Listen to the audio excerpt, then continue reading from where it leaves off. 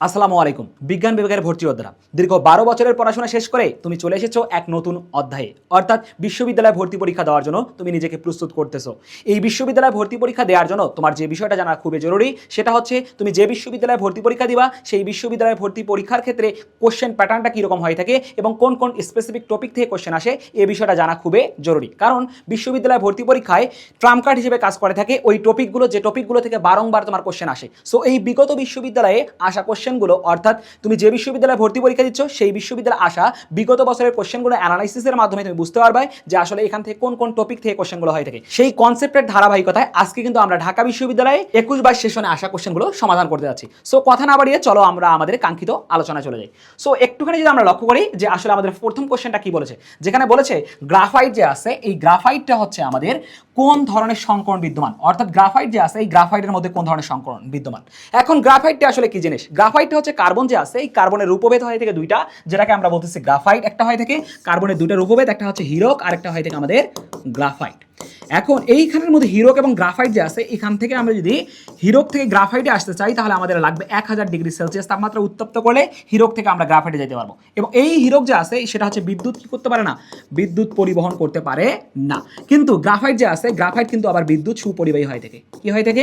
বিদ্যুৎ সুপরিবাহী হয়ে থাকে। এখন এখান থেকে তোমাদের আরো অনেকভাবে কোশ্চেন চলে আসতে পারে, এদের সংকরণটা তোমাদেরকে জানতে হবে। এখন এদের সংকরণ জানার আগে আমি আরেকটা কনসেপ্ট তোমাদের ক্লিয়ার করে দিতে চাই, সেটা হচ্ছে ফসফরাস যে আছে ফসফরাসের তিনটা বেসিক্যালি কি দেখা যায়, রূপভেদ দেখা যায়। একটা হচ্ছে কালো, সাদা, আরেকটা কি হয় থেকে লাল, অর্থাৎ লাল, কালো এবং সাদা কি হয় থেকে যে ফসফরাস দেখা যায়। অ্যান্ড দেন সালফার যে আছে সালফারের ক্ষেত্রে তিনটা রূপভেদ দেখা যায়, একটা হয় থেকে আলফা, একটা হয় থেকে বিটা, আরেকটা কি হয় থেকে গামা হয় থেকে। সো এদের বিভিন্ন ধরনের রূপভেদ যে আছে বিভিন্ন ধরনের রূপভেদের মধ্যে এদের ক্ষেত্রে দেখা যায় যে এদের সংকরণটা কি হয় থেকে পরিবর্তন হয় থেকে। এখন এই হিরক এবং গ্রাফাইটের মধ্যে আমরা দেখতেছি যে আসলে এদের মধ্যে কোন ধরনের সংকরণ বিদ্যমান।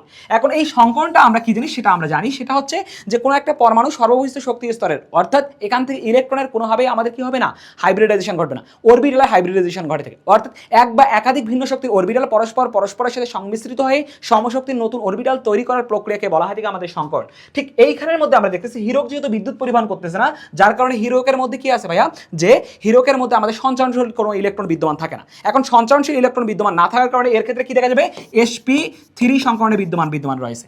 আর গ্রাফাইট যেহেতু কি হয় থেকে সঞ্চারণশীল ইলেকট্রন এর মধ্যে বিদ্যমান থাকবে, যার কারণে এদের মধ্যে কি হবে, বিদ্যুৎ পরিবহন করবে, যার কারণে গ্রাফাইটের ক্ষেত্রে লক্ষ্য করা যাবে sp2 সংকরণ বিদ্যমান আছে। সো দেখো আমরা এখান থেকে জাস্ট কতটা সহজেই একটা কনসেপ্টের মধ্য থেকে আমরা হচ্ছে আদার যে কনসেপ্টগুলো আমাদের আছে সেগুলোকে ইউজ করে আমরা এখান থেকে বলে দিতে পারতেছি হিরকের ক্ষেত্রে কোনোভাবে আমাদের sp3 হবে না, কারণ এটা আমাদের কি হয় থেকে যে ভাইয়া হিরকের ক্ষেত্রে আমাদের কি হয় থেকে যে হিরকের ক্ষেত্রে আমাদের হয় থেকে sp3 সংকরণ, বাট গ্রাফাইট যে আছে গ্রাফাইটের ক্ষেত্রে আমাদের হয়ে যায় sp2 সংকরণে সংকরিত। সো এই কনসেপ্টগুলো তোমাদের এখান থেকে তোমাদের আশেপাশে আদ্যপান্ত যে বিষয়গুলো আছে সেগুলোর যদি চুলছেরা তুমি বিশ্লেষণ করতে পারো এখান থেকে তুমি খুব সহজেই কি করতে পারবা, কোশ্চেন আনসার করতে পারবা। সো চলেন আমরা নেক্সট কোশ্চেনে যাওয়ার আগে আমরা ইতিমধ্যে ঢাকা বিশ্ববিদ্যালয়ে ভর্তি যোদ্ধাদের জন্য এবং তোমরা যারা অন্যান্য বিশ্ববিদ্যালয়ে ভর্তি পরীক্ষার জন্য নিজেকে প্রস্তুত করতেছো তাদের জন্য আমরা আই এডুকেশন থেকে ভার্সিটি এ ইউনিট আইসিইউ ব্যাচ নিয়ে এসেছি, যেখানে একটা কোর্সের মাধ্যমে তোমাদের ঢাবি, রাবি, জবি, চবি, গুচ্ছ এবং খুবই যা আছে, অর্থাৎ তোমাদের হাবিব, রবি, সাস্ট, জাতীয় বিশ্ববিদ্যালয় এবং ঢাকা কেন্দ্রীয় বিশ্ববিদ্যালয় সব বিশ্ববিদ্যালয়ে ভর্তি প্রস্তুতি সম্পন্ন হবে।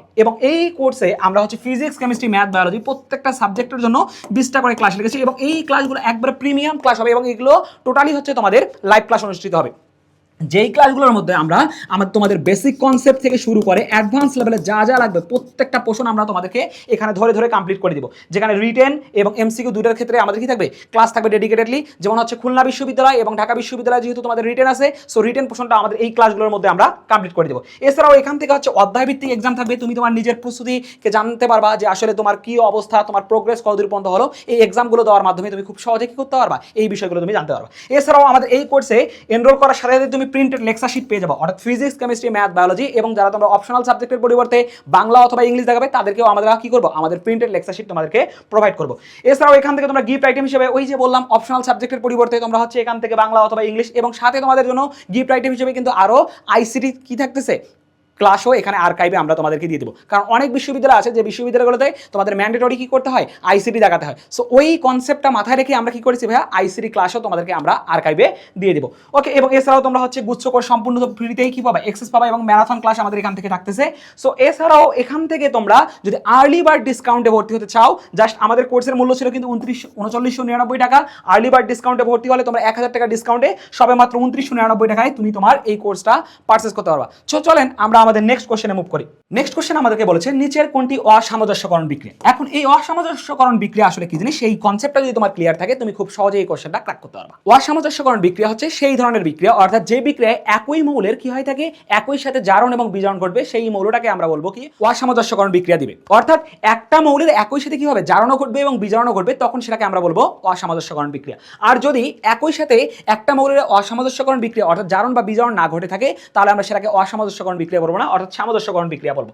এখন অসামঞ্জস্যকরণ বিক্রিয়ার ক্ষেত্রে আমরা যদি একটা বিষয় প্রত্যেকটা অপশন আমরা অ্যানালাইসিস করতে পারি, তাহলে খুব সহজে আমরা কোশ্চেনটা কি করতে পারবো, ক্র্যাক করতে পারবো। চলেন আমরা প্রথম অপশনটা একটু লক্ষ্য করি। সেখানে কি বলা আছে, সোডিয়াম যে আছে, সোডিয়ামের সাথে কি বলছে, ক্লোরিন। এখন সোডিয়াম যেহেতু পরমাণু আকারে আছে, যার কারণে তার জারণ মান হচ্ছে 0। ক্লোরিন যেহেতু গ্যাস আকারে আছে এখানে, সো এটার ক্ষেত্রে হচ্ছে কি পরমাণু আকারে আছে, অণু আকারে আছে, যার কারণে এখানে হচ্ছে কি তার জারণ মান হচ্ছে 0। তাহলে যখন এইখানের মধ্যে কি হয়েছে, সোডিয়াম ক্লোরাইড উৎপন্ন করছে, তখন এটা প্লাসে হয়ে গেছে, এটা হচ্ছে মাইনাসে পরিণত হয়েছে। অর্থাৎ সোডিয়াম 0 থেকে এইটাতে পরিণত হয়েছে, আর এটা থেকে এটাতে পরিণত হয়েছে। তার মানে এখান থেকে আমরা জারণ মানে কি জানি, ইলেকট্রন ছাড়ন। তাহলে এখানে ইলেকট্রন ছেড়ে দিচ্ছে, যার কারণে এর কি হচ্ছে, জারণ ঘটছে। আর এখানে ইলেকট্রন গ্রহণ করছে, তার মানে কি হচ্ছে, বিজারণ। আর এর ক্ষেত্রে কি হচ্ছে, বিজারণ ঘটছে। অর্থাৎ এইখানের মধ্যে আমরা দেখতেছি একই মৌলের একই সাথে জারণ বিজারণ ঘটেনি, অন্যান্য মৌলের কি হয়েছে, একই সাথে জারণ বিজারণ ঘটছে। মানে সোডিয়ামের আমাদের জারণ ঘটছে, ক্লোরিনের আমাদের কি ঘটছে, বিজারণ ঘটছে। কিন্তু আমাদের যদি একই সাথে সোডিয়ামের অথবা একই সাথে ক্লোরিনের কি ঘটতো, জারণ আর বিজারণ ঘটতো, তখন আমরা সেটাকে বলতে পারতাম অসামঞ্জস্যকরণ বিক্রিয়া। সো এটা হচ্ছে সামঞ্জস্যকরণ বিক্রিয়া, যার কারণে এটা হবে আমাদের হবে না। তারপরে যদি আমরা দেখি এই অপশনটা, বি নাম্বার অপশনটা কি বলছে, যে সিলভার নাইট্রেট যে আছে, সিলভার নাইট্রেট এর সাথে কি করছে, সোডিয়াম ক্লোরাইড যে আছে, সোডিয়াম ক্লোরাইড এর সাথে সোডিয়াম নাইট্রেট এবং কি উৎপন্ন করছে, সিলভার ক্লোরাইড উৎপন্ন করছে। এখন এখান থেকে যদি দেখি, তাহলে এখানে সিলভার প্লাস ছিল, এইখানের মধ্যে কি আছে, সিলভার প্লাস আছে, ক্লোরিন মাইনাস আছে, এন্ড নাইট্রেট মাইনাস, তারপর এখানে নাইট্রেট মাইনাস, সোডিয়াম প্লাস এবং সোডিয়াম প্লাস এখানে মাইনাস। সো অর্থাৎ এখান থেকে দেখতেছি, এখান থেকে কোনোভাবেই কি হয় নাই আমাদের জারণ বিজারণ কোনো বিক্রিয়া হয়নি, অর্থাৎ এখানে কোনোভাবেই একই সাথে কোনো ইলেকট্রনের আদান প্রদান ঘটেনি। জাস্ট এখানে কি করছে, স্থানান্তর ঘটছে, বাট অন্য কোনো কিছু ঘটেনি। যার কারণে এটা হচ্ছে আমরা বলতেছি জারণ বিজারণ নয়, এটা কোনোভাবে জারণ বিজারণ নয়, জারণ বিজারণ বিক্রিয়া নয়। অর্থাৎ এখানে তো অসামঞ্জস্যকরণ হওয়ার কোনো চান্সে নাই। তার পরবর্তী অপশন যদি আমরা দেখি, ডি নাম্বার অপশন, সেখানে কি বলছে, ফেরিক ক্লোরাইড এর সাথে কি করছে, টিন ডাইক্লোরাইড যে ছিল, টিন ডাইক্লোরাইড ছিল, এবং এখান থেকে দেখতেছি টিন টেট্রাক্লোরাইড, এবং এখান থেকে উৎপন্ন করছে ফেরিক ক্লোরাইড। এখন এখান থেকে দেখো একটা বিষয়, সেটা হচ্ছে Ap3+ ছিল, এখান থেকে কি হয়েছে, Ap2+ এ পরিণত হয়েছে। অর্থাৎ এখান থেকে ইলেকট্রন কি করছে, গ্রহণ করছে। এন্ড দেন এখান থেকে টিন কি ছিল, টিন 2+ ছিল, এখানে টিন 4+ এ পরিণত হয়েছে। তার মানে এখান থেকে ইলেকট্রন কি করছে, এখান থেকে ইলেকট্রন আমরা দেখতেছি ত্যাগ করেছে। আর ইলেকট্রন ত্যাগ করা মানে কি ভাইয়া, জারণ ঘটছে। ইলেকট্রন ত্যাগ করা মানে কি, জারণ ঘটেছে। আর এখান থেকে ইলেকট্রন গ্রহণ করা মানে কি, বিজারণ ঘটেছে। কি ঘটেছে, বিজারণ ঘটেছে। সো এখান থেকে দেখতেছি এটা হচ্ছে ইলেকট্রন একই মৌলের ক্ষেত্রে আমাদের কি দেখতেছি, আয়রন যে আছে আর হচ্ছে টিনের মধ্যে ঘটেছে, অর্থাৎ জারণ বিজারণ এদের মধ্যে ঘটেছে, বাট কোনোভাবে একটা মৌলের মধ্যে ঘটেনি, যার কারণে এই অপশনটা আমাদের হচ্ছে না। তাহলে লাস্ট অপশন যেহেতু এইটাই, যার কারণে এটাই ফ্যান্টাস্টিক ভাবে আনসার। এখন তোমাদের মনে কোশ্চেন জাগতেই পারে, ভাই কেন এটা আনসার হলো, একটুখানি লক্ষ্য করেন। ক্লোরিন যে আছে, এখানের মধ্যে ক্লোরিন কি আছে, জারণ মান 0। পানি যে আছে, পানি এর সাথে কি করলাম, রাখলাম, রেখে হচ্ছে হাইড্রোক্লোরিক অ্যাসিড উৎপন্ন করলাম, এবং সাথে এখানে HCl উৎপন্ন করলাম। এখন এখান থেকে দেখতেছি HOCl, অর্থাৎ যেটাকে আমরা বলতেছি হাইপোক্লোরাস অ্যাসিড। এখন এই হাইপোক্লোরাস অ্যাসিড যে আছে, এই হাইপোক্লোরাস অ্যাসিড উৎপন্ন হলো। এখন এখান থেকে যেহেতু ক্লোরিনের কি ছিল, জারণ মান 0, এবং এইখানের মধ্যে দেখতেছি পানি যে আছে, পানির ক্ষেত্রে এখান থেকে এদের সাথে বিক্রিয়া করে, তাহলে এখান থেকে উৎপন্ন হলো হাইড্রোজেন প্লাস এবং ক্লোরাইড মাইনাস। এবং এখান থেকে দেখতেছি ক্লোরিন কি হয়েছে, ক্লোরিন আমাদের এখান থেকে আবার পজিটিভ এন্ড এখানে নেগেটিভ পোর্শন আমাদের উৎপন্ন করছে। সো এখান থেকে দেখতেছি এই ক্লোরিনের কি হয়েছে, একই সাথে একটার ক্ষেত্রে দেখতেছি জারণ, একটার ক্ষেত্রে একবার দেখতেছি কি ভাইয়া, বিজারণ ঘটছে। যার কারণে এটা অ্যাট এ টাইম একটা মৌলের, অর্থাৎ ক্লোরিন মৌলটারই অ্যাট এ টাইম আমাদের কি ঘটছে, জারণ ঘটছে এবং বিজারণ ঘটছে। যার কারণে আমরা এই যে সি নাম্বার অপশনটাকে বলতেছি, এটা একটা অসামঞ্জস্যকরণ কি হবে, বিক্রিয়া হিসেবে আমরা গণ্য করতেছি। ওকে, সো আশা করি এই কনসেপ্টটা তোমাদের সবার ক্লিয়ার হয়ে গেছে। চলো আমরা নেক্সট কোশ্চেনে মুভ করি।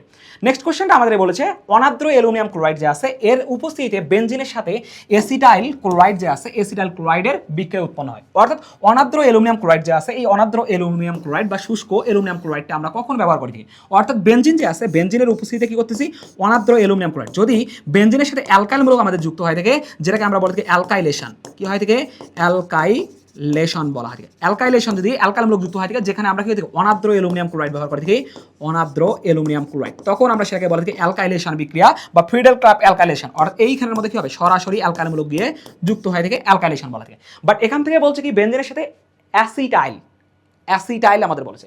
অর্থাৎ অ্যাসিটাইল ক্লোরাইডটা কীরকম জিনিস? অ্যাসিটাইল ক্লোরাইড হচ্ছে অ্যালকাইলের সাথে কি হবে অ্যাসিটাইল CO, এই যে এইখানের মধ্যে কি হবে ক্লোরাইড বা হচ্ছে হ্যালোজেনমূলক, আমরা ক্লোরাইড যেহেতু হ্যালোজেনমূলক, সো এইটা যদি যুক্ত হয় অর্থাৎ এটাকে বলা থাকে Friedel Crafts acylation. So Friedel Crafts অ্যাসাইলেশনের ক্ষেত্রে কি ঘটবে আসলে, অর্থাৎ বেনজিনের সাথে যদি কি হয় থাকে ফ্রিডেল ক্লাব অ্যাসাইলেশন, অর্থাৎ অ্যালকাইলের সাথে কি হবে কিটোনমূলক এবং এখানের মধ্যে কি করবো হ্যালোজেনমূলক, সেটা হচ্ছে ক্লোরিন বা যাই যুক্ত হোক না কেন, অনাদ্র অ্যালুমিনিয়াম ক্লোরাইড যদি থাকে তখন এখান থেকে কি হবে সরাসরি বেনজিন বলয় যে আছে, বেনজিন বলয়ের সাথে কি হয় থাকে এটা যুক্ত হয়ে যায়, এটা সরাসরি কি হয় থাকে বেনজিন বলয়ের সাথে কি হয় থাকে যুক্ত হয়ে গিয়ে এখানের মধ্যে একটা অ্যালকাইল মূলক থাকে এবং এখানে একটা কি হয় থাকে হ্যালোজেনমূলক এখানে উৎপন্ন হয় থাকে। অর্থাৎ এখান থেকে আমরা দেখতে পারবো ক্লোরোবেনজিন, ভাই ক্লোরিন তো সরাসরি যদি যুক্ত হয় তো জাস্ট সরাসরি এখানে অ্যালকাইল মূলক হিসেবে যদি যুক্ত হয় হ্যালোজেনমূলকের সাথে তখন আমরা বলতাম এখান থেকে ক্লোরোবেনজিন উৎপন্ন হবে। সো যার কারণে এই অপশনটা হবে না।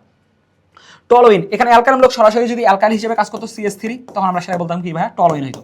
সো বেনজোইক অ্যাসিড যে আছে, বেনজোইক অ্যাসিড মানে কি অ্যাসিডিক মূলক, আর COOH যদি মূলক এখানে যুক্ত হইতো তখন আমরা সেটাকে বলতাম যে ভাইয়া কি হবে বেনজোইক অ্যাসিড হবে। যার কারণে এই অপশনটা আমাদের হচ্ছে না। তাহলে ফ্যান্টাস্টিক ভাবে কি হচ্ছে অ্যাসিটোফেনন, কি হবে অ্যাসিটোফেনন হচ্ছে আমাদের এই কোশ্চেনের কাঙ্ক্ষিত আনসার। চলেন তাহলে আমরা আমাদের নেক্সট কোশ্চেন এখন মুভ করি। নেক্সট কোশ্চেন বলেছে কি ড্যানিয়েল কোষে যে সকল ধাতু ইলেকট্রোড হিসেবে ব্যবহার করা হয় তা হলো, অর্থাৎ ড্যানিয়েল কোষ আমরা যেটাকে বলা থাকি গ্যালভানিক কোষ যে আছে এই গ্যালভানিক কোষটাকে বলা থাকে ড্যানিয়েল কোষ।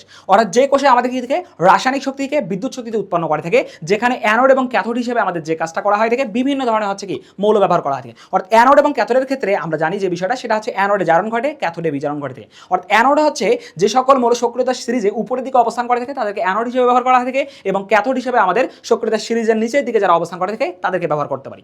এখন এইখানের মধ্যে অ্যানোড এবং ক্যাথোড হিসেবে ব্যবহার করার আগে এখানে আরেকটা কনসেপ্ট মাথায় রাখতে হবে, সেটা হচ্ছে যেটাকে তুমি অ্যানোড বা ক্যাথোড হিসেবে ব্যবহার করো না কেন সেটা তাদের মাঝে যদি এত বেশি পরিমাণে অর্থাৎ ভালো লেভেলের একটা কি করতে হবে ভাইয়া বিভব পার্থক্য থাকতে হবে, অর্থাৎ জারণ বা বিজারণের মানের পার্থক্য থাকতে হবে, তাহলে এখানে বিভব বেশি পড়া যাবে। আর বিভব যদি বেশি হয় থাকে তাহলে বিদ্যুৎ বেশি পরিমাণে কি হবে উৎপন্ন হবে। সো ওই কনসেপ্টটাকে মাথায় রেখে কি করা হয় ভাইয়া অ্যানোড এবং ক্যাথোড নির্বাচন করা হয়। এখন দেখো এইখানের মধ্যে অ্যানোডে আমাদের জানি যে কি হয় থাকে জারণ ঘটে থাকে, ক্যাথোডে কি হয় থাকে বিজারণ ঘটে থাকে। এখন এইখানের মধ্যে কপার এবং কি আছে ম্যাগনেসিয়াম যে আছে, কপার এবং ম্যাগনেসিয়ামের মধ্যে আমাদের যে বিষয়টা হয় থাকে সেটা হচ্ছে এদের মধ্যে বিভব পার্থক্য থেকে আমরা জিঙ্ক এবং হচ্ছে কপারের মধ্যে কি থেকে সব থেকে বেশি পরিমাণে কি হয় থাকে দেখে থাকি যে এদের মধ্যে বিভবটা কি হয় থাকে বেশি পরিমাণে হয় থাকে এবং জারণ বিভব বিজারণের মানটা কি হয় থাকে বেশি হয় থাকে, যার কারণে আমরা এখান থেকে কি করি কপার এবং সিলভারটাকেই বেশি পরিমাণে ইউজ করা হয় থাকে। যেমন এইখানের মধ্যে তোমরা দেখতে পারো যে ভাই কপার তো কি হয় থাকে ম্যাগনেসিয়াম যে আছে সক্রিয়তার সিরিজে উপরের দিকে অবস্থান করে, সো অ্যানোড হিসেবে ব্যবহার করলো এবং ক্যাথোড হিসেবে কি করলাম কপারকে ব্যবহার করলাম। কিন্তু এদের মধ্যে কি দেখা যায় যে বিভব পার্থক্য থেকে জিঙ্ক এবং কপার যে রয়েছে এদের জারণ বিজারণের মধ্যে বিভব পার্থক্যটা কি দেখে বেশি দেখা যায়। আর আমরা জানি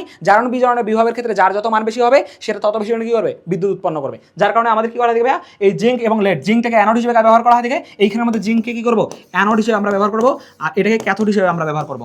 এবং অ্যানোডের মধ্যে কি করবে অ্যানোডের মধ্যে জিঙ্ক থেকে 2টা ইলেকট্রন ত্যাগ করে জিঙ্ক 2+ পরিণত হবে এবং এইখানের মধ্যে কপার 2+ যে আছে কপার 2+ 2টা ইলেকট্রন গ্রহণ করে কপার এ পরিণত হবে। সো এইভাবে আমাদের বিক্রিয়াগুলো কমপ্লিট হয়ে থাকে। অর্থাৎ এই কারণে আমরা কি করতেছি কপার এবং জিঙ্ককে অ্যানোড এবং ক্যাথোড হিসেবে আমরা কি করে থাকি ব্যবহার করে থাকি। ওকে, ঠিক পরবর্তী কোশ্চেনে যদি আমরা মুভ করি যেখানে আমাদের দেওয়া আছে অ্যালকাইল ম্যাগনেসিয়াম হ্যালাইড বা গ্রিক নাট বিকারক আমরা যেটাকে বলে থাকি, অর্থাৎ অ্যালকাইল ম্যাগনেসিয়াম হ্যালাইড বা গ্রিক নাট বিকারকের সাথে নিচের কোন যৌগটির বিক্রিয়া আইসোপ্রোপানল, কি বলেছে আইসোপ্রোপানল আমাদের উৎপন্ন হবে সেই বিষয়টা বলছে। অর্থাৎ আইসোপ্রোপানল আমরা যেটাকে বলে থাকি 2 ডিগ্রি অ্যালকোহল, এটা হচ্ছে আমাদের কি ভাইয়া অ্যালকোহল, এটাকে আমরা বলে থাকি আইসোপ্রোপানল যেহেতু বলছে, সো এইটা আমরা এখন এই যে অ্যালকাইল ম্যাগনেসিয়াম হ্যালাইড যে রয়েছে অ্যালকাইল ম্যাগনেসিয়াম হ্যালাইড, এই অ্যালকাইল ম্যাগনেসিয়াম হ্যালাইডের সাথে যদি আমরা কি দেখি যে ফর্মালডিহাইডকে যদি বিক্রিয়া করি তাহলে এখান থেকে আমাদের কি উৎপন্ন হবে ভাইয়া 1 ডিগ্রি অ্যালকোহল হবে, 1 ডিগ্রি অ্যালকোহল আমাদের উৎপন্ন হবে। আর যদি অ্যালকাইল ম্যাগনেসিয়াম হ্যালাইডের সাথে যদি আমরা কি হয়ে থাকি অ্যালকাইল ম্যাগনেসিয়াম হ্যালাইডের সাথে অ্যালকাইল মূলক এর সাথে কি থাকে অ্যালকাইল অ্যালডিহাইড যদি আমরা এখানে যুক্ত করে দেই তাহলে এখান থেকে অর্থাৎ এই যে এইটা যদি আমরা বিক্রিয়া করাই তাহলে এখান থেকে আমরা দেখতে পারবো 2 ডিগ্রি কি হবে অ্যালকোহল উৎপন্ন হবে। এই 2 ডিগ্রি অ্যালকোহলকে আমরা কি বলছিলাম ভাইয়া আইসোপ্রোপানল বলি, কি বলি আইসোপ্রোপানল। যদি আবার কি অ্যালকাইল ম্যাগনেসিয়াম হ্যালাইডের সাথে গ্রিক নাট বিকারকের সাথে যদি আমরা কি করে থাকি যে ভাইয়া এখান থেকে কিটোনমূলক যদি আমরা যুক্ত করে দেই তাহলে এখান থেকে আমরা পাবো 3 ডিগ্রি অ্যালকোহল পাবো, কি পাবো 3 ডিগ্রি অ্যালকোহল পাবো। আবার যদি এখান থেকে অ্যালকাইল ম্যাগনেসিয়াম হ্যালাইড যে রয়েছে অ্যালকাইল ম্যাগনেসিয়াম হ্যালাইডের সাথে যদি আমরা সরাসরি কি করে থাকি অ্যালকাইল ম্যাগনেসিয়াম হ্যালাইডের সাথে যদি আমরা কার্বন ডাই অক্সাইড বিক্রিয়া ঘটাই তাহলে এখান থেকে আমরা দেখবো জৈব অ্যাসিড উৎপন্ন হয়েছে, জৈব অ্যাসিড উৎপন্ন হবে। সো এখান থেকে জাস্ট আমরা চোখের পলকেই দেখে এই কনসেপ্টটা যদি মাথায় রাখতে পারো তাহলে চোখের পলকেই দেখে আমরা বলে দিতে পারবো যে আসলে আমাদের এখান থেকে আনসারটা কি হবে। সো এখান থেকে আমাদের আনসার কি হয়ে যাচ্ছে ভাইয়া বি নাম্বারটা ফ্যান্টাস্টিক ভাবে হয়ে যাচ্ছে যে এই যে 2 ডিগ্রি অ্যালকোহল যে আছে 2 ডিগ্রি অ্যালকোহলকে আমরা কি বলতেছি যে আইসোপ্রোপানল আমরা বলতে পারি। চলো তাহলে আমরা আমাদের নেক্সট কোশ্চেনে মুভ করি। নেক্সট কোশ্চেন কি বলেছে আসলে একটি আদর্শ গ্যাসের জন্য পিভি বনাম 1/p এর লেখচিত্র হবে, অর্থাৎ পিভি বনাম 1/p এর লেখচিত্রটা কিরকম হবে সেটা আমাদের কাছ থেকে জানা যাচ্ছে। এখন এখান থেকে কোনো একটা লেখচিত্র দেখার ক্ষেত্রে সর্বপ্রথম আমাদেরকে যে বিষয়টা জানতে হয় সেটা হচ্ছে বনামের আগে যেটা থাকে সেটাকে আমরা ওয়াই অ্যাক্সিসে রাখি এবং বনামের পরে যেটা থাকে সেটাকে এক্স অ্যাক্সিসে রাখি। তাহলে এখান থেকে একটুখানি যদি তুমি লক্ষ্য করো তাহলে দেখো যে ভাই পিভি ভার্সেস কি বলছে, পিভি ভার্সেস বলছে তোমাকে এখান থেকে যে পিভি ভার্সেস 1/p। এখন এইখানের মধ্যে পিভি ভার্সেস 1/p যেহেতু বলছে, সো ওই কনসেপ্ট থেকে আমরা এখান থেকে দেখতে পারবো। বা তুমি এটা বেসিক্যালি একটা বিষয় লক্ষ্য করো যে ভাই এখানে একটা জিনিস কিন্তু কনস্ট্যান্ট আছে, সেটা কি, যে তাপমাত্রা হচ্ছে এখানে কনস্ট্যান্ট আছে। এখন তাপমাত্রা যদি স্থির থাকে, আমরা জানি বয়েলের সূত্রের মধ্যে স্থির তাপমাত্রায় নির্দিষ্ট ভরের কোনো গ্যাসের আয়তন ওই গ্যাসের উপর কি হয়ে থাকে, প্রযুক্ত চাপের ব্যস্তানুপাতিক। অর্থাৎ ওই কনসেপ্ট থেকে আমরা বলতে পারি যে ভি ব্যস্তানুপাতিক 1/p। সো সেখান থেকে আমাদের লাগবে কি, পিভি লাগবে। সো পিভি যদি লাগে তাহলে এখান থেকে আমি ভি এখান থেকে সমানুপাতিক চিহ্নকে উঠানোর জন্য হচ্ছে কে নিয়ে আসলাম 1/p। তাহলে এখান থেকে আমি বলতে পারি পিভি ইকুয়াল কি লেখা যায়, কে। তাহলে পিভি ইকুয়াল যদি কে হয় থাকে, অর্থাৎ এইটা হচ্ছে পিভি আছে কোন অ্যাক্সিসে, ওয়াই ইকুয়াল হচ্ছে কি কে। ওয়াই ইকুয়াল কে মানে কি, ওয়াই ইকুয়াল যদি কোনো একটা কনস্ট্যান্ট মান হয় থাকে সেটা অবশ্যই কি হবে, এক্স অ্যাক্সিসের কি হবে, সমান্তরাল হবে। যার কারণে পিভি বনাম এইখানের মধ্যে গ্রাফটা আমরা দেখতে পারবো যে এক্স অ্যাক্সিসের সমান্তরাল হবে। এবং যেখানে যেহেতু সবগুলো কি থাকে আইসোথার্মাল, যার কারণে T1 T2 কি বলবো, T3 বলবো। যেখান থেকে আমরা বলতে পারি যে আসলে এইখানের মধ্যে T3 T2 T1 এর মধ্যে আসলে কোনটা বড় হবে। সো সেখান থেকে আমরা যদি কি 1/p কে স্থির করে দেই তাহলে হচ্ছে পিভি ইকুয়াল আমরা কি জানি, পিভি ইকুয়াল nRT। অর্থাৎ তাপমাত্রার সাথে সম্পর্ক দেখতেছি পিভি এর সাথে কি আছে, সমানুপাতিক। যার কারণে আমরা বলবো T3 গ্রেটার দ্যান কি হবে, T2 গ্রেটার দ্যান T1 হবে। সো এখান থেকে আমরা বলে দিতে পারি এটা কি হবে, এক্স অক্ষের কি হবে, সমান্তরাল হবে। যার কারণে আনসার কি হবে, এক্স অক্ষের সমান্তরাল হবে। এখন এখান থেকে ছেদক সহ সরলরেখা যে আছে এটার ক্ষেত্রে আসলে আমাদের গ্রাফটা কি হবে, অন্যরকম হবে। এবং অধিবৃত্ত যে আছে অধিবৃত্তের গ্রাফটা কি হবে, যদি বলতো পি ভার্সেস ভি এর গ্রাফ, কি বলতো, পি ভার্সেস ভি এর গ্রাফ, পি ভার্সেস ভি এর গ্রাফ বলতো। তাহলে পি ভার্সেস যদি ভি এর গ্রাফ বলতো তখন আমাদের বেসিক্যালি কি হতো, আয়তাকার অধিবৃত্ত হইতো। অথবা ভি সমানুপাতিক যদি কি বলতো, ভি সমানুপাতিক টি এর গ্রাফ বলতো, তখন সেটা মূল বিন্দুগামী সরলরেখার সমীকরণ হইতো। অর্থাৎ গ্রাফটা আমাদের বেসিক্যালি কি হইতো, ওয়াই ইকুয়াল এম এক্স যে আছে, ওয়াই ইকুয়াল এম এক্স এর মতো হয়ে যেত। আর যদি কি অধিবৃত্ত হচ্ছে কি দুইটা ভেরিয়েবলের গুণফলের মান যদি একটা ধ্রুবক হইতো তখন আমরা সেটাকে বলতাম কি ভাইয়া, অধিবৃত্ত আমাদের হয়ে যায়। আর এখানে ছেদক সহ সরলরেখার সমীকরণ হচ্ছে কি, যে y equal m x plus c যে আছে এটা এরকমটা হইতো, তখন আমরা সেখান থেকে বলে দিতে পারতাম যে ছেদক সহ সরলরেখার সমীকরণটা হবে। সো চলেন আমরা আমাদের নেক্সট কোশ্চেনে মুভ করি। এই নেক্সট কোশ্চেনটা কি বলেছে, এবং এটা খুবই ফ্যান্টাস্টিক একটা কোশ্চেন। সেটা বলছে যে এখান থেকে আমাদের কি বলছে, C5H12, অর্থাৎ এটা হচ্ছে কি আমাদের ভাইয়া পেন্টেন। এখন C5H12 যে আছে, CnH2n+2, আর এটা হচ্ছে কি আমাদের একটা অ্যালকেনে টুয়াইস এন প্লাস 2, আর এটা হচ্ছে আমাদের একটা অ্যালকেন। এই অ্যালকনের গাঠনিক সমানতা আসলে কয়টি হবে সেটা আমাদেরকে বের করতে হবে। এখন এই গাঠনিক সমানতার ক্ষেত্রে তোমরা অনেক প্যারা খেয়ে যাও যে আসলে ভাই এটা কীভাবে বের করতে হয় বা কেমনে কী করবো। সো এটার ক্ষেত্রে একটা শর্টকাট ট্যাকট্রিক্স তোমরা মাথায় রাখতে পারো, অথবা জাস্ট একটা বিষয় তোমরা যদি ফোকাস করতে পারো তাহলে বুঝতে পারো। যদি আমাদের অ্যালকেনটা একটা কার্বন থাকে, দুইটা কার্বন থাকে এবং তিনটা কার্বন থাকে, তাহলে তোমরা মাথায় রাখবা যে এখান থেকে সমানতা পাওয়া যাবে শুধুমাত্র একটা। যদি আমাদের কি 4, 5, 6, 7 এরকম থাকে, যদি এতগুলো কার্বন থাকে এরকম, যদি কি হয়, 4টা থাকে, 5টা থাকে, 6টা থাকে, 7টা থাকে, তাহলে এটার ক্ষেত্রে তোমরা একটা শর্টকাট ট্যাকট্রিক্স ইউজ করতে পারো। সেটা হচ্ছে 2 to the power n minus কি করবা 4 প্লাস কি করবা 1। এই nটা কি আসলে, nটা হচ্ছে ভাই কার্বন সংখ্যা। এই কার্বন সংখ্যা যদি তুমি মাথায় রাখতে পারো তাহলে দেখবা যে এখান থেকে যত সংখ্যা আসবে খুব সহজে তুমি কি করতে পারবা, এখান থেকে তোমার ততটা কি পাবো, সমানতা পাবো। যেমন এইখানের মধ্যে আমরা দেখতেছি C5, যেহেতু n এর মান কত আছে, n এর মান 5, যার কারণে কি করবো 2 to the power n minus 4 plus কি করবো ভাইয়া 1। তাহলে এখানে 2 টু দি পাওয়ার কি হবে 5 মাইনাস 4 প্লাস কি হবে 1। তার মানে এখানে আমাদের কত আসছে 2 টু দি পাওয়ার 1 প্লাস হচ্ছে 1, তার মানে কত আসছে 3। অর্থাৎ এখান থেকে আমরা সমানতা পাবো কয়টা ভাইয়া, 3টা। সো ফ্যান্টাস্টিক ভাবে আনসার হয়ে গেল 3টা। এখন এখান থেকে যদি তুমি একটুখানি লক্ষ্য করো যে ভাই এটা আসলে কেমনে 3টা হয় থেকে, সেটাও তুমি দেখতে পারবা। সেটাই আমি বলছি কি পেন্টেন, পেন্টেন যেহেতু বলছে যার কারণে কি হবে, কার্বন হবে 5টা। সো 1টা 2টা 3টা, এই যে 4টা, এখানে একটা দিলাম 5টা। সো 1 2 3 4 5, অর্থাৎ এটা পেন্টেন বোঝাচ্ছে। এখন এখান থেকে আমি 1 2 3, এই যে 1 2 3 4, আমি এখানে একটা কার্বন দিয়ে দিলাম। তার মানে এখানে আমাদের কি হচ্ছে যে ভাই 2 নম্বর সমানতা হয়েছে। আর একটা সমানতা কি এরকম হতে পারে যে ভাই যেহেতু কি হয়েছে যে ভাই 5টা কার্বন, যার কারণে এখানে মিথাইলমূলক একটা দিলাম, এখানের মধ্যে একটা মিথাইলমূলক, এখানে একটা মিথাইলমূলক, এখানের মধ্যে একটা মিথাইলমূলক দিয়ে দিলাম। সো এখান থেকে আমরা দেখতেছি যে ভাই 5টা আছে। সো এই 3 ধরনের আমাদের কি দেখা যাবে ভাইয়া, এখান থেকে সমানতা দেখা যাবে। যার কারণে খুব সহজে আমরা কি করতে পারলাম ভাইয়া, এই কোশ্চেনটার আনসার করে ফেলতে পারলাম। চলেন নেক্সট কোশ্চেনে চলে যাই আমরা। সেটা কি বলছে ভাইয়া, ইথানল যে আছে, ইথানলকে জারিত হয়ে তৈরি হয় জেট, অর্থাৎ ইথানলকে জারিত করছে, অর্থাৎ ইথানল যে আছে C2H5OH, এই ইথানলকে যদি জারিত করি জার্মান অক্সিজেন দিয়ে, তাহলে এখান থেকে আমাদের উৎপন্ন হবে কি ভাইয়া, অ্যালডিহাইড উৎপন্ন হবে। অর্থাৎ C2H5 যে আছে এখান থেকে CHO আমাদের উৎপন্ন হবে, অর্থাৎ অ্যালডিহাইড উৎপন্ন হবে। অর্থাৎ এখান থেকে আমি একবারে যদি লিখে ফেলি CH3CHO, অ্যালডিহাইড উৎপন্ন হবে। এখন এই অ্যালডিহাইড যে আছে, এই অ্যালডিহাইডকে আমি আবার কি করবো ভাইয়া, এখান থেকে বলছে জেড যা উৎপন্ন, অর্থাৎ এটা হচ্ছে জেড, আমি বলছি জেড যা, এটা হচ্ছে ইথানল এর সাথে আবার স্টার প্রস্তুত করে। এই জেড যা উৎপন্ন হয়েছে এটা আবার কি করতে, এটা আবার যদি জারিত করি তাহলে এখান থেকে আমাদের ইথানোইক অ্যাসিড উৎপন্ন হয়, CH3COOH, ইথানোইক অ্যাসিড উৎপন্ন হয়। এই ইথানোইক অ্যাসিডের সাথে আবার কি করবে, এই ইথানোইক অ্যাসিডের সাথে জেটের আবার বিক্রিয়া করবে ইথানোইক অ্যাসিডের সাথে, CH3COOH।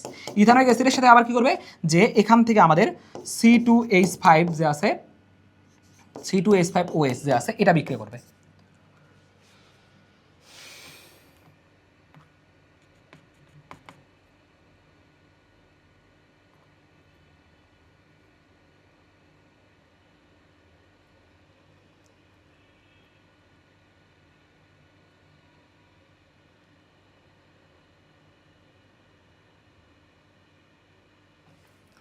যখন এটা বিক্রি করবে সেটা অবশ্যই হচ্ছে সালফ্রিক অ্যাসিডের উপস্থিতিতে বিক্রি করবে। সালফ্রিক অ্যাসিডের উপস্থিতিতে যখন বিক্রি করবে তখন এখান থেকে আমরা দেখতে পারবো যে CH3 C+O এখান থেকে C2H5 অর্থাৎ স্টার উৎপন্ন করবে। তাহলে এখান থেকে আমরা দেখতেছি যে আসলে আমাদের কি হচ্ছে ভাইয়া, যে এখান থেকে যখন জেড উৎপন্ন হচ্ছে এবং জেড থেকে ইথানলের সাথে স্টার কি করতেছে, প্রস্তুত করে, তাহলে জেডটা আসলে কি হচ্ছে, তাহলে আমরা এখান থেকে বলে দিতে পারতেছি যে আসলে আমাদের কি হবে, বি নাম্বারটা হচ্ছে কাঙ্ক্ষিত আনসার, যে ইথানোয়িক অ্যাসিডটা হচ্ছে কি ভাইয়া, এখান থেকে আমাদের জেডটা হচ্ছে বেসিক্যালি ইথানোয়িক অ্যাসিড হিসেবে কি করবে, কাজ করবে। সো চলেন আমরা আমাদের নেক্সট কোশ্চেনে মুভ করি। নেক্সট কোশ্চেনটা বলেছে সোডিয়াম ধাতু সংরক্ষণের জন্য নিচের কোনটি উপযুক্ত। সোডিয়াম হচ্ছে অনেক সক্রিয় একটা মৌল হয় থেকে, যেটা খুব সহজে কি হয় থেকে বাতাসের অক্সিজেনের সাথে বিক্রিয়া করে এখান থেকে আগুন ধরাই দিতে পারে। সো এটা থেকে বাঁচার জন্য আমাদের যে কাজটা করা থাকে, এই সোডিয়ামকে নিষ্ক্রিয় পরিবেশের মধ্যে রাখা হয়। অর্থাৎ নিষ্ক্রিয় পরিবেশ হিসেবে আমরা এখান থেকে দেখে থাকি যে কেরোসিন যে আছে, কেরোসিনকে হচ্ছে নিষ্ক্রিয় পরিবেশ হিসেবে কাজ করে থাকে, যার কারণে কেরোসিনের নিচে কি হয় থেকে রাখা হয় থেকে। অনেক সময় নিষ্ক্রিয় পরিবেশ হিসেবে আমাদের তরল যে আছে, তরল হেক্সেন যে আছে, তরল হেক্সেনকে অর্থাৎ অ্যালকেনের ভিতরে কি হয় থেকে রাখা হয় থেকে, যার কারণে হেক্সেন হচ্ছে এই কোশ্চেনের কাঙ্ক্ষিত আনসার। ইথানলেও রাখা হবে না, অ্যাকোয়াস সলিউশনের যে আছে আমাদের হাইড্রোক্লোরিক অ্যাসিড এবং সোডিয়াম ক্লোরাইড, এদের মধ্যে আমাদের কোনোভাবেই রাখা হয় না। নেক্সট কোশ্চেন আমাদেরকে বলেছে কোন উপস্তরটি সম্ভব নয়। আসলে এখান থেকে আমরা বিভিন্ন ধরনের উপস্তর দেখতেছি, এই উপস্তরগুলোর মধ্যে কোনটা আসলে সম্ভব নয়। এটা জাস্ট একটা শর্টকাট ট্যাকট্রিক্স মাথায় রাখতে পারলেই তুমি খুব সহজে বলে দিতে পারবা যে আসলে কোন উপস্তরটি সম্ভব আর কোন উপস্তরটি সম্ভব নয়। চলেন আমরা একটু দেখে ফেলি। আমরা জানি 1 2 3 4, এই যে আমরা এইখানের মধ্যে 4 পর্যন্ত আমরা জানি। তার 1 এর জন্য কি হয় থেকে SP D F, অর্থাৎ 1S কি হয় থেকে দিয়েই শুরু হয় থেকে, তারপর হচ্ছে 2P অর্থাৎ P এর ক্ষেত্রে 2 দিয়ে শুরু হয় থেকে, 3D এর ক্ষেত্রে কি থেকে 3D দিয়ে শুরু হয় থেকে, 4F এর ক্ষেত্রে কি থেকে 4F দিয়ে শুরু হয় থেকে। সো এর নিচে যা যা আছে, এর নিচে তো আর কিছু নাই, সো এটা আমাদের বাদ। বাট এর নিচে আমাদের কি হইতে পারে, এর নিচে আসলে আমাদের হইতে পারে যে ভাই 1P, এর 1P, তারপর এর নিচে আসলে কি হইতে পারে 1D, তারপর হইতে পারে 2D, তারপর এর নিচে কি হইতে পারে 1F, তারপর হইতে পারে 2F 3F। এই যে এইগুলা যা আছে, এইগুলো আসলে আমাদের কি হবে না, এইগুলো সম্ভব নয়, এইগুলো আসলে সম্ভব নয়, অর্থাৎ এদের নিচে যা যা আছে তা সম্ভব হবে না। তাহলে এখান থেকে আমরা খুব সহজে বলে দিতে পারবো যে ভাই হ্যাঁ 1S আমাদের হবে, 4F আমাদের হবে, 3P আমাদের হবে, বাট কোনো হবে আমরা দেখতে চাই এই যে 2D যে আছে, এই 2Dটা আমাদের অপশন হবে না, যার কারণে আমাদের যেহেতু 9 বলেছে, যার কারণে ফ্যান্টাস্টিকভাবে 2Dটা আছে আমাদের কি ভাইয়া কাঙ্ক্ষিত আনসার। চলেন নেক্সট কোশ্চেন আমরা মুভ করি। কোন যৌগটি সরলরৈখিক নয়, যে আসলে কোন যৌগটা আমাদের কি হবে না, সরলরৈখিক আমাদের হবে না, অর্থাৎ সরলরৈখিক মানে 180 ডিগ্রি কোণে আমাদের অবস্থান করবে না, সেটা আমরা লক্ষ্য করবো। চলেন আমরা দেখি অক্সিজেন যে আছে, অক্সিজেনের ক্ষেত্রে কি দেখা যায়, অক্সিজেনের ক্ষেত্রে আকৃতিতে দেখবো দ্বিবন্ধন আছে, দ্বিবন্ধন থাকলে কি হবে sp2 সংকটে সংগঠিত, অর্থাৎ এরা কি হয় থেকে সরলরৈখিক হয় থেকে 180 ডিগ্রি কোণে অবস্থান করতেছে। এইখানের মধ্যে আমরা যদি দেখি ইথাইন যে আছে, ইথাইনের ক্ষেত্রে কিরকম হয় থেকে CH ট্রিপল বন্ড CS, অর্থাৎ এটাও আমরা দেখতেছি সরলরৈখিক হয় থেকে, অর্থাৎ এটার ক্ষেত্রে কি হয় থেকে sp সংকরণে কি হয় থেকে, যে sp সংকরণে এটা সংকরিত হয় থেকে, যার কারণে এখান থেকে দেখতেছি বন্ধন কোণের মান কত হবে 180 ডিগ্রি হবে, যার কারণে এই অপশনটা আমাদের হচ্ছে না, যেহেতু বলে সরলরৈখিক নয় আসলে কোনটা। কার্বন ডাই অক্সাইডের ক্ষেত্রে যদি দেখি, কার্বন ডাই অক্সাইডের ক্ষেত্রে কি হয় থেকে দ্বিবন্ধন থাকে এবং এটাও কি হয় থেকে সরলরৈখিক হয় থেকে এবং 180 ডিগ্রি কোণে অবস্থান করে থাকে। তাহলে ফ্যান্টাস্টিক ভাবে কি হবে হাইড্রোজেন সালফাইড হবে, এবং হাইড্রোজেন সালফাইডের ক্ষেত্রে বন্ধন কোণের মান কত 92 ডিগ্রি। কেন, এই যে সালফার যে আছে এটা কি থেকে কৌণিকভাবে অর্থাৎ ভি উল্টো ভি শেপের আকৃতিতে কি হয় থেকে অবস্থান করে থাকে, যেহেতু আমাকে বলেছে সরলরৈখিক নয়, যার কারণে ফ্যান্টাস্টিক ভাবে কি হবে হাইড্রোজেন সালফাইড হচ্ছে আমাদের এই কোশ্চেনের কাঙ্ক্ষিত আনসার। নেক্সট কোশ্চেন যদি দেখি, নেক্সট কোশ্চেন বলেছে কোনটি ক্ষারীয় বাফার দ্রবণ, যে আসলে বাফার দ্রবণ আছে, বাফার দ্রবণ হচ্ছে এমন একটা দ্রবণ যে দ্রবণে সামান্য পরিমাণ অ্যাসিড বা ক্ষার যোগ করলে এখানে পিএইচ এর মানের কোনো পরিবর্তন ঘটে না, সেটাকে আমরা বলে থাকি বাফার দ্রবণ। আর এই বাফার দ্রবণের ক্ষেত্রে আসলে কোনটা আমাদের কি হবে, ইহা ক্ষারীয় বাফার দ্রবণ হবে, সেই কনসেপ্টটা আমাদের কাছ থেকে জানতে চেয়েছে। এখন ক্ষারীয় বাফারের ক্ষেত্রে আমরা যে কাজটা করে থাকি সেটা হচ্ছে দুর্বল ক্ষার প্লাস দুর্বল খারের লবণ লাগবে, তাহলে আমরা সেটাকে বলবো কি ভাইয়া, যে ক্ষারীয় বাফার দ্রবণ। আর অ্যাসিডীয় বাফার দ্রবণ কি হয় থাকে, অ্যাসিডীয় বাফার দ্রবণ হচ্ছে দুর্বল অ্যাসিড প্লাস দুর্বল অ্যাসিডের লবণ, এইটা নিয়ে কি হয় থাকে যে আমাদের অ্যাসিডীয় বাফার দ্রবণ এবং ক্ষারীয় বাফার দ্রবণ আমাদের তৈরি হয় থাকে। এখন দুর্বল ক্ষার যেহেতু বলছে, এইখানের মধ্যে দেখো যে ইথানয়িক কি আছে, যে ভাইয়া এখান থেকে আমাদের বলা আছে যে একটা কার্বন দেওয়া আছে এবং এখান থেকেই বলা আছে যে ওইটার অ্যাসিডিক মূলক দেওয়া আছে এবং ওখান থেকেই কি করছে তার লবণ উৎপন্ন করছে, যার কারণে এটা হচ্ছে কি অ্যাসিডীয় বাফার দ্রবণ। বাট এখান থেকে দিয়েছে কি সোডিয়াম হাইড্রোক্সাইড তীব্র ক্ষার এবং হচ্ছে কি তার লবণ, যার কারণে এটা আমাদের হবে না, এন্ড এই অপশনটা আমাদের হচ্ছে না, কারণ ক্ষারীয় বাফার দ্রবণ লাগবে। অ্যাকোয়াস সলিউশন কি দিছে, অ্যাকোয়াস সলিউশন দিছে অ্যামোনিয়ার অ্যাকোয়াস সলিউশন, তাহলে কি হবে পানির সাথে যদি বিক্রিয়া করে, তাহলে পানির সাথে বিক্রিয়া করলে এখান থেকে আমরা দেখবো অ্যামোনিয়াম হাইড্রোক্সাইড উৎপন্ন হচ্ছে এবং এখান থেকে দেখতেছি অ্যামোনিয়াম হাইড্রোক্সাইডের সাথে তার লবণ কিন্তু দেয়নি, ক্ষার দিয়ে দিচ্ছে, যার কারণে এই অপশনটা আমাদের হচ্ছে না। বাট পরবর্তী অপশন যদি আমরা লক্ষ্য করি যে অ্যাকোয়াস সলিউশন যে আছে, অ্যাকোয়াস সলিউশন কি আর দিছে যে অ্যামোনিয়ার অ্যাকোয়াস সলিউশন, তার মানে এখান থেকে আমি কি করতেছি পানি যে আছে পানির সাথে যখন বিক্রিয়া করবে তখন এখান থেকে অ্যামোনিয়াম হাইড্রোক্সাইড উৎপন্ন করতেছে, সাথে এখান থেকে কি করছে অ্যামোনিয়াম ক্লোরাইড উৎপন্ন করতেছে, আর এটা হচ্ছে দুর্বল ক্ষার এবং দুর্বল ক্ষারের কি দেওয়া আছে লবণ দেওয়া আছে, যার কারণে ফ্যান্টাস্টিক ভাবে কি হবে ডি নাম্বারটা হচ্ছে আমাদের কাঙ্ক্ষিত আনসার। সো চলেন আমরা আমাদের নেক্সট কোশ্চেনে মুভ করি। কি বলেছে? হাইড্রোজেন গ্যাসের ব্যাপন হার, অর্থাৎ কোনো একটা গ্যাস দিছে, এই গ্যাসটা সেটা হচ্ছে হাইড্রোজেন গ্যাস।